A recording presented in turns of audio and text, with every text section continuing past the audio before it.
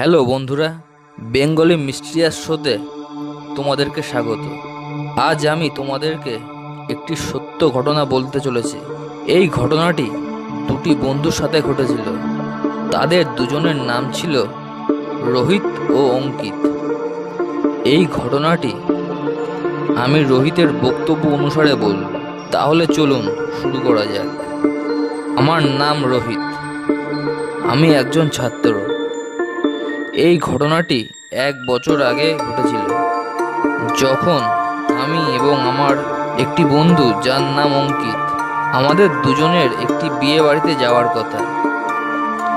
বিয়ে গ্রামে ছিল আর আমাদের বরযাত্রীদের সাথে যাওয়ার কথা ছিল, কিন্তু আমরা ভাবলাম বরযাত্রীর বাসে যাওয়ার থেকে ভালো মোটরসাইকেলে যায়।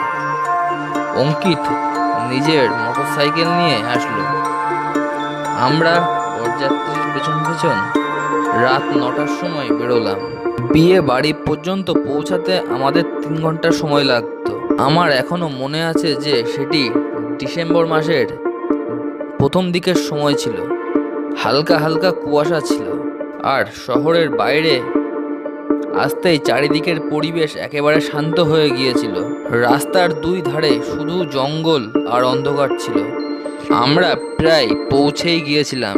বিয়েবাড়ি পৌঁছাতে আর 10 থেকে 12 কিলোমিটার মতো বাকি ছিল। ঠিক সেই সময় রাস্তার সামনের গাছে আমি একটি সাদা রঙের আকৃতির বস্তু ঝুলে থাকতে দেখলাম। আমার দেখে মনে হলো যে একটি মহিলা সাদা রঙের শাড়ি পরে আছে।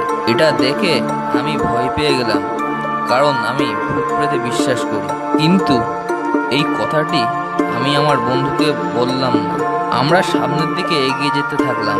কিছু দূর যাওয়ার পর আমি আবার রাস্তার পাশে ওই মহিলাটিকে দাঁড়িয়ে থাকতে দেখতে পেলাম।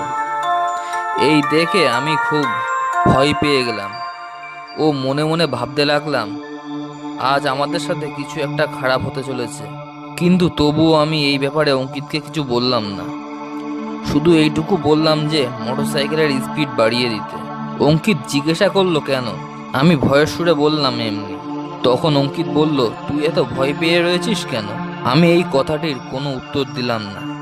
আমি অঙ্কিতকে আবার বললাম মোটরসাইকেলের স্পিডটা বাড়াতে। তখন অঙ্কিত জিজ্ঞাসা করলো, ব্যাপার কি? আমাদের মধ্যে এই কথা সবে হচ্ছিল, ঠিক সেই সময় একটি মহিলার চিৎকারের আওয়াজ ভেসে আসে। ওই আওয়াজটি শোনার সাথে সাথে অঙ্কিত মোটরসাইকেল দাঁড় করিয়ে দেয়। আমি অঙ্কিতকে বললাম, মোটরসাইকেল কেন দাঁড় করালি? মোটরসাইকেল তাড়াতাড়ি স্টার্ট কর আর চল এখান থেকে।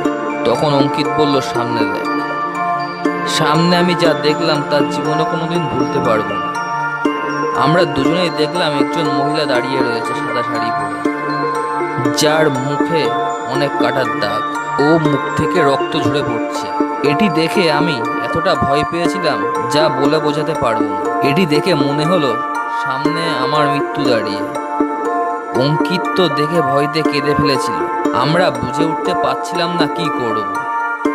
তখন আমার মনে আসলো হনুমান চল্লিশার কথা, আর ভাবলাম এখন বাঁচার শুধু একটাই রাস্তা আছে।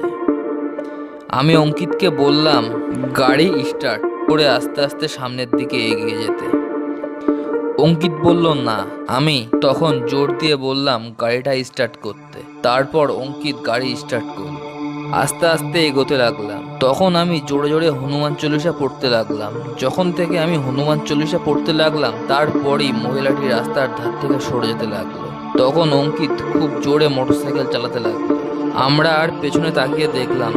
পুরো রাস্তা আমি হনুমান চল্লিশা পড়তে পড়তে গেলাম। তারপর আমরা সেই গ্রামের বিয়ে বাড়িতে গিয়ে পৌঁছালাম।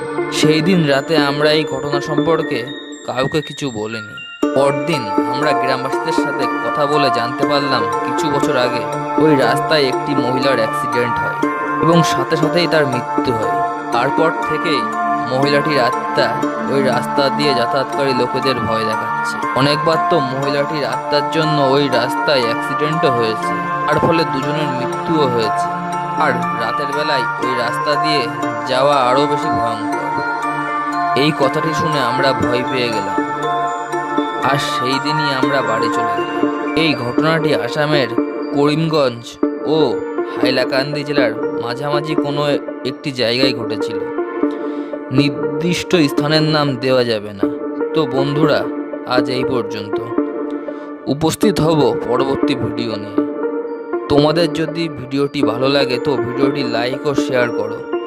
চ্যানেলটিকে সাবস্ক্রাইব করে দিও পরবর্তী ভিডিওটির নোটিফিকেশন পেতে।